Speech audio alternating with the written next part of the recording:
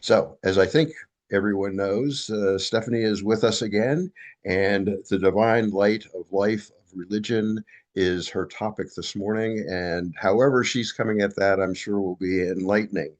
Um, we have a slide of her many attributes. I think everybody's aware: an educator, designer, world traveler, seeker, student, servant of God. She's been initiated by a number of schools, just an incredible background. And again, I think everyone knows Nuria. And um, please take it away.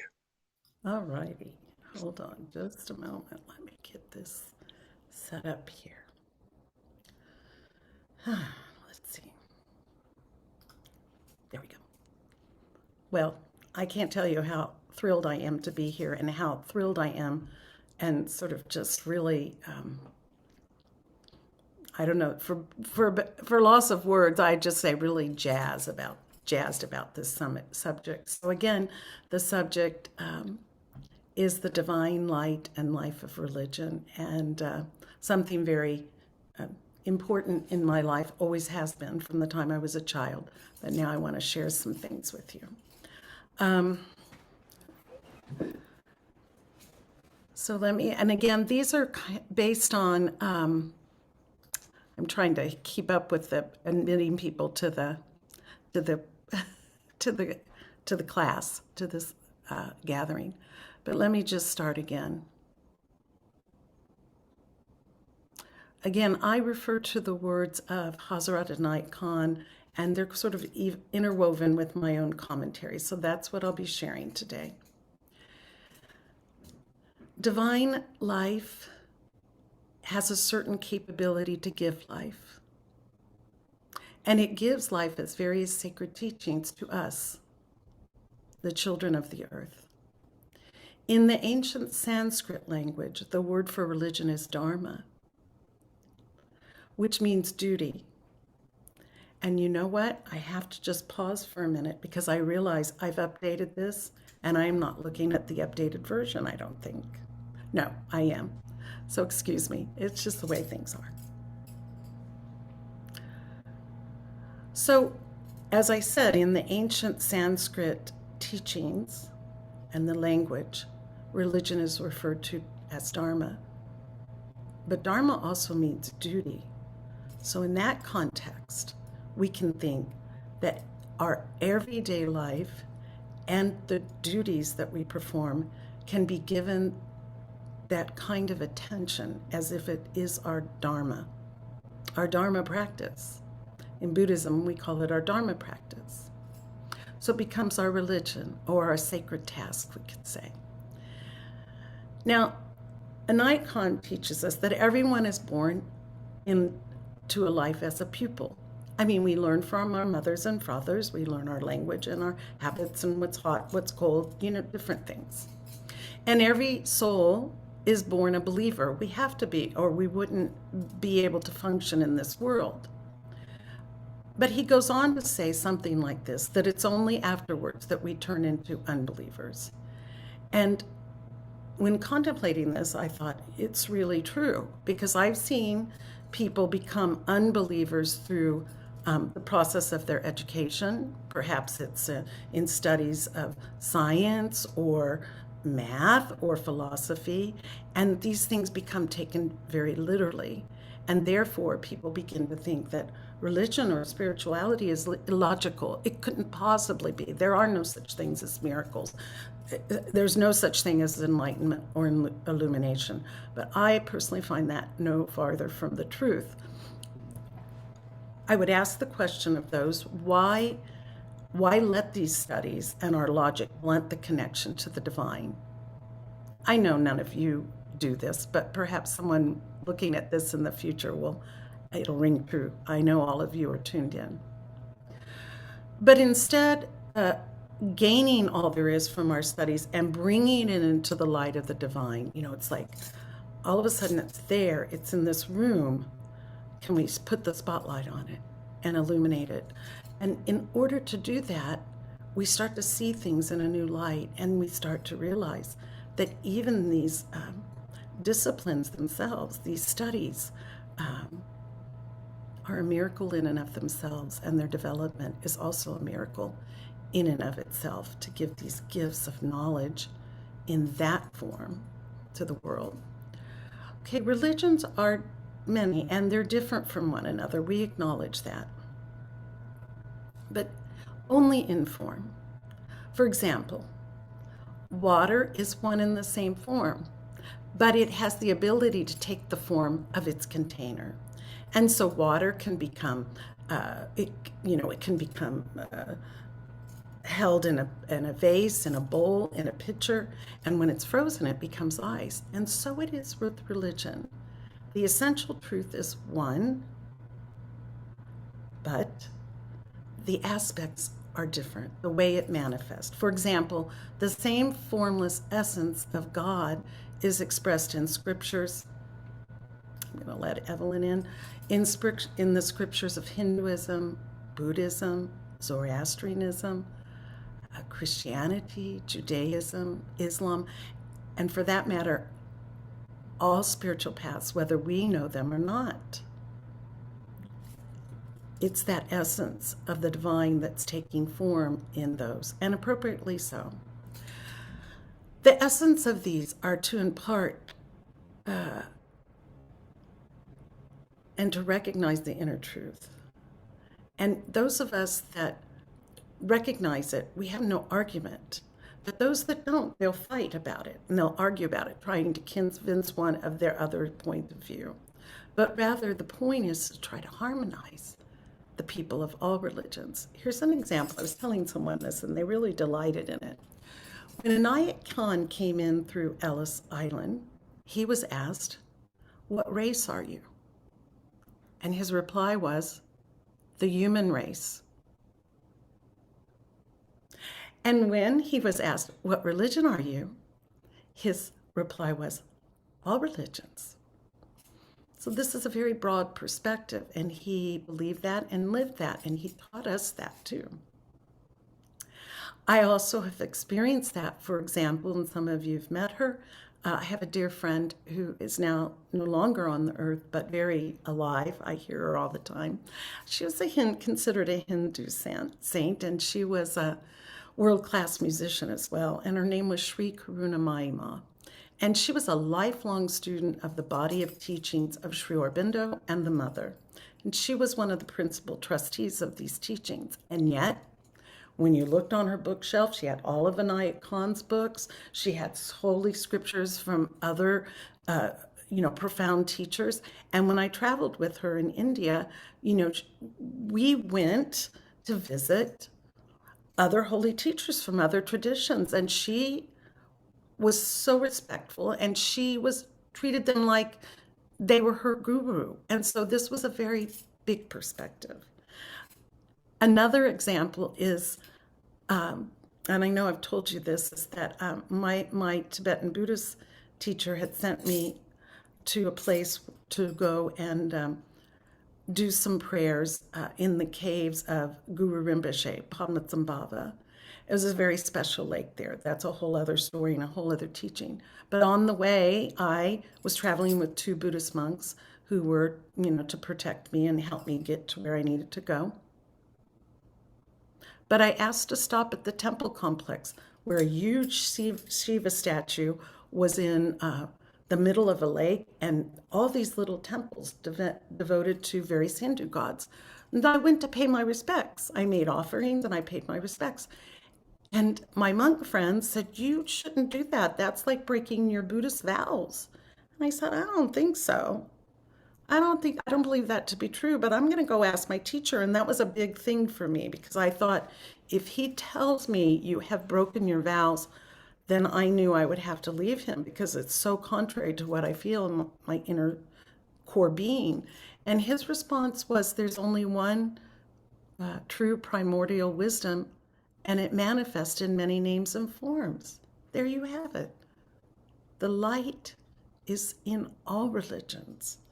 And I thought that just made so much sense to me. And I said to him, "You are a Sufi too, Rinpoche," and he nodded his head. But the point is to emphasize that there's one truth, but there are many vessels, many containers. And that's appropriate because did the different prophets have come at the different times within the different cultures? They have their own way of teaching according to cultural customs. And then this way, knowledge is passed along. So when directed by a new spiritual inspiration, and this is now Inayat Khan speaking because he made a break from traditional Sufism and he talked about it as this new dispensation, this new movement. So he says, when directed by the new spiritual inspiration, law, morals, education, and all these areas of life come to renewed life and illuminated understanding.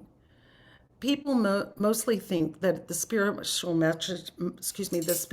message must be something concrete and definite and in the way of doctrines and principles. But this is a human tendency to limit things.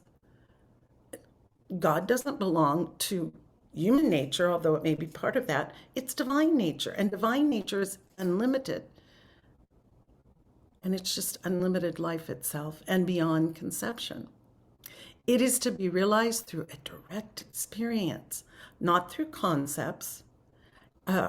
In the scriptures, and I'm talking about the Holy Bible of Matthew, Mark, and John, we find chronicled Jesus warns that his new message of grace and the kingdom of God cannot be contained within the rigid, outdated structure of the legalistic Jewish traditions. Jesus uses the metaphor that new wine requires flexible new wineskins, meaning that a dry flask that's rigid can't adapt to this new wine, and new wine has an effervescent quality to it. And so therefore it has gases and would just burst that wineskin. So we have to think about that. Sometimes we have to have new containers. So the meaning is that we need to open our hearts, and I know I'm preaching to the converted here, but I'll say it anyway. The meaning is that we open our hearts and minds to accommodate its growth and its birth and its growth, preventing the ruin of both the message and the recipient by rigidity. Yeah. Well, like the sun, the divine message does not teach anything, but in its light we learn to know all things. The sun does not cultivate the ground, nor does it sow the seed, but it helps the plant to grow and to flower and to bear fruit. And when we allow the light of God to shine in us and through us, we evolve a new understanding, and that understanding is revealed and experienced. Now, if you allow me, I'm going to just say a few words about my personal experience regarding Sufism. This has nothing to do with what we had talked about before the last class, and that's a whole other subject. But what happened for me is when I met the Sufi message, it spoke to my heart. And it struck a note and a promise that somehow I would be guided to the fulfillment of the purpose of my own life, and that would be revealed to me. And this continues. It's an ever unfolding process. The Sufi message was and is for me a blessing stream that opened my heart to love and peace and joy. The Sufi message gave me strength during the most difficult times and challenges, and there have been those as they are in all of our lives. This is inevitable. But those challenges, I made myself think, don't let them harden you. Let them burst you wide open like a chicken coming out of an egg, or a crack in a wall where the light can come through. I have purposefully reminded myself of that during those difficult times. And the Sufi message has helped me. It gave me the confidence to lead a more inclusive life, not to block myself, not to have fear, but to approach people openly, lovingly, and try to forgive as much as I can, and just realize people are doing the best they can. And believe me, I live with those challenges in my personal life. This is a revelatory path where one can understand more and more that the inner life is reflected in the outer life, and that our outer life is reflected in our inner life. It's like this synergy, and it's a built-in great biofeedback system. The Sufi path gave me courage to live through and also rise above the natural ebbs and flow of life. And I like to think of it as surfing on the waves of life. I'm just trying to be buoyant and go with it. I think they say going with the flow. Now, I know we started late, and I would like someone to do a time check for me. I would like to know how much more time I have. Say. Anyone? Another 15 minutes. Okay, I think I'm good.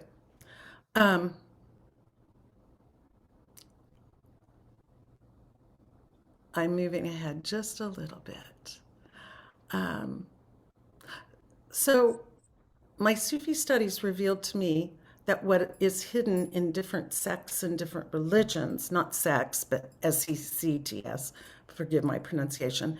And again, this is an ongoing revelatory process. In other words, truth and wisdom can never be studied, and it really never can be taught nor learned. It's to be touched. It's to be awakened to. It is to be realized. Something, by the grace of God, helps us with that. And if we have a good teacher, they can help us with it. And I've had fabulous and amazing teachers. Thank you, God. It is to be realized through the unfoldment of our heart and our soul. And you know, I just have to keep saying this. It can't be taught. It can't be learned, but it can be observed. I remember learning so many things by observing my teachers and watching them carefully. And just like we can't taste food from a recipe, we really can't get it from just reading books. There's something else that happens in our understanding and opens, and some of that comes through the transmission of the teacher in good and bad ways. Sometimes they can be very hard teachings. So a few weeks ago at the priest said this, and I loved it. I clung to it, and I went to him afterwards. It's like, let me get this straight, because I knew I wanted to share this. He said, and you can say, I'm going to say the heart of Jesus, but you could say the heart of anything. Buddhism, Judaism, it could be the heart of Buddha, it could be the heart of Muhammad, it could be the heart of, Rama. Whatever that is for you, just let that be. But he said, because it was in that context, the heart of Jesus is the destination to God. And the Beatitudes are the GPS to guide us there. And I loved that metaphor. It's like, there's the map, there's the destination, but the Beatitudes are our guides, the GPS. The priest crafted his sermon from the readings of the Holy Bible, and this is from Matthew. And he chronicles Jesus' incredible Sermon on the Mount. And as you know, the Sermon on the Mount came after Jesus was baptized by John the Baptizer, and Jesus began to travel and teach and live his ministry in Galilee. And this is Jesus's longest and most popular sermon, and it includes the Lord's Prayer as well as the Beatitudes. The focus on the Sermon on the Mount and the Beatitudes in particular, as the priest said, is the GPS towards a life pleasing to God, whatever form that takes, okay, and living and realizing the characteristics of spiritual discipleship. So what are we a disciple of, and to whom? Of course, the conventional GPS meaning is global positioning system, but in the context of today, I'd like us to think of GPS as God positioning system. So it's like reoriented. Let it reorient us. And listen to these words of Jesus, and I will try to give a pithy one-word explanation after each, which may be helpful. And I'm taking these as my own practice, just to study them deeply every day. Blessed are the poor in spirit, for theirs is the kingdom of heaven. This is humility. Blessed are those that mourn, for they will be comforted. This is sympathy.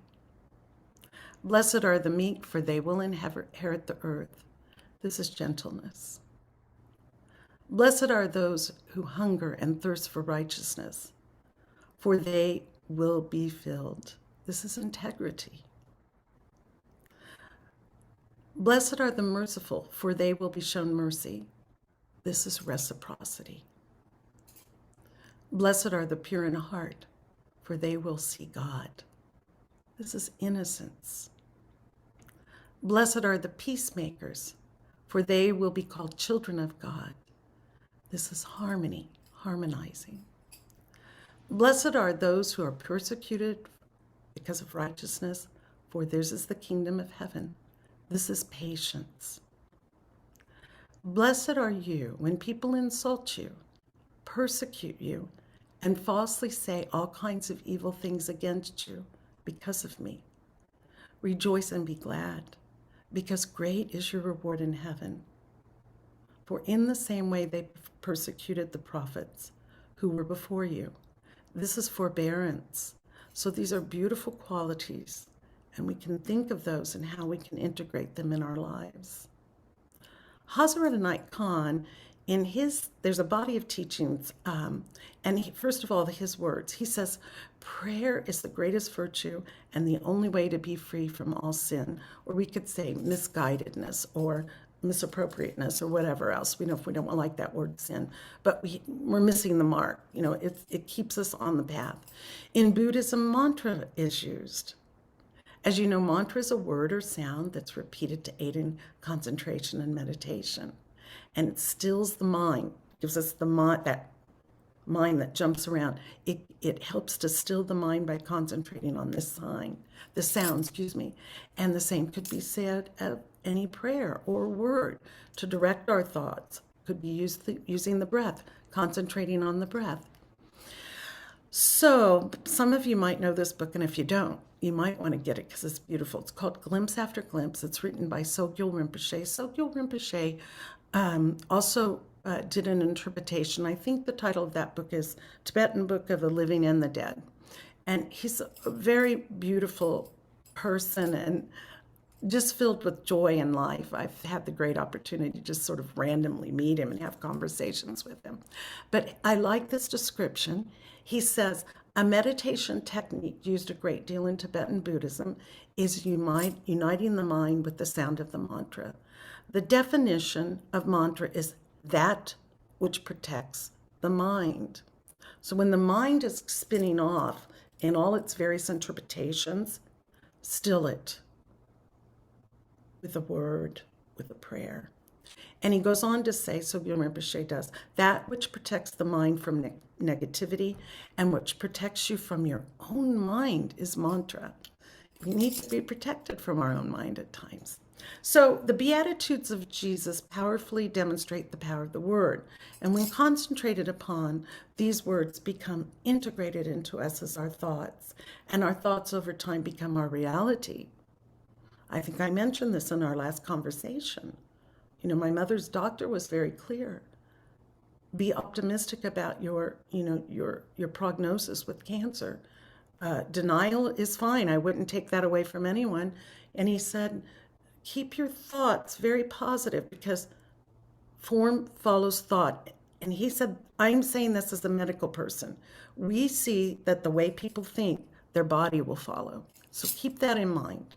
This is a man of science saying this. So like the Beatitudes, in Sufism, there's a body of teachings called the Mysticism of Sound. And in there is a chapter, and it's called The Power of the Word. And this chapter comprises a series of phrases by Hazrat Inayat Khan that I kind of think are like the Beatitudes, but different. They're very personal because they were given to students individually, but they're also universal. And so some of them sound like a petition or a request of God, and some of them are like affirmations. And so I'm only going to read out of these 26, 5 of them. I'll point out whether I consider it an affirmation or a request. I think you'll hear the same.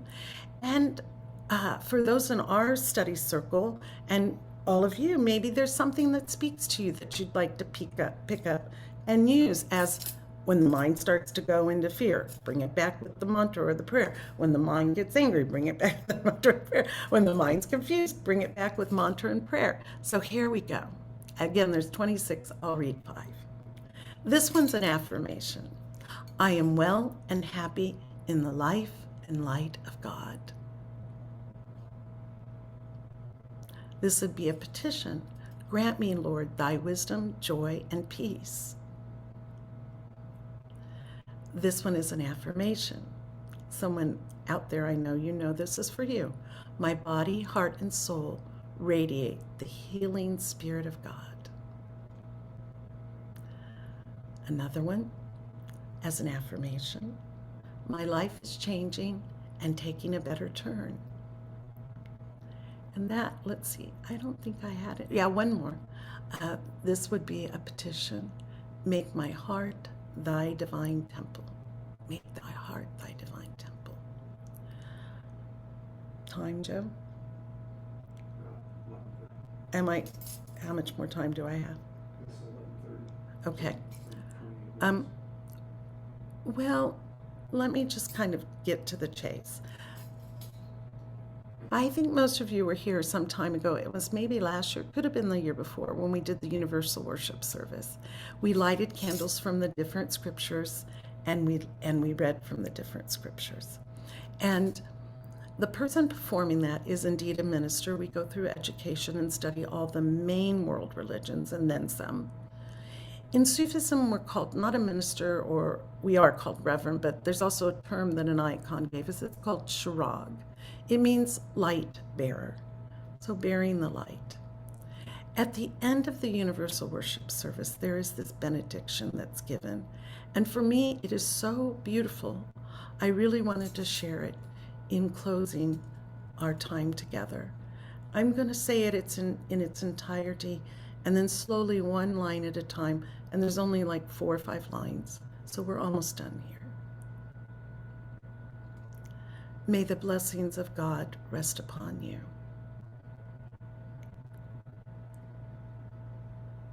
May God's peace abide with you. May God's presence illuminate your heart now and forevermore. May the blessings of God rest upon you. May God's peace abide in you. May God's presence illuminate your heart now and forevermore. And now I've asked Kyle to prepare a musical offering. It's called The Alchemy of Love by Rumi. Really, his words are as living today as they were in the 13th century. He was a Persian mystic poet, and his poems were love songs to God. And so I wanted to share this one with you. Thank you. Thank you. Thank you. Maria, what a wonderful essence of everything universal oneness, I believe, stands for. The poetry, the insights, the ideas, the beingness of how you do it is such a blessing. Thank you. Thank you so much. Thank you. I'm trying to I, find out how to get my gallery back. I want to see you all at the same time. I think Kyle will do it here because we're Willie? coming up, Okay. and hopefully you'll be able to stay with us I to want to the end. stay. And Yeah, of course I yeah, can. Yeah. okay.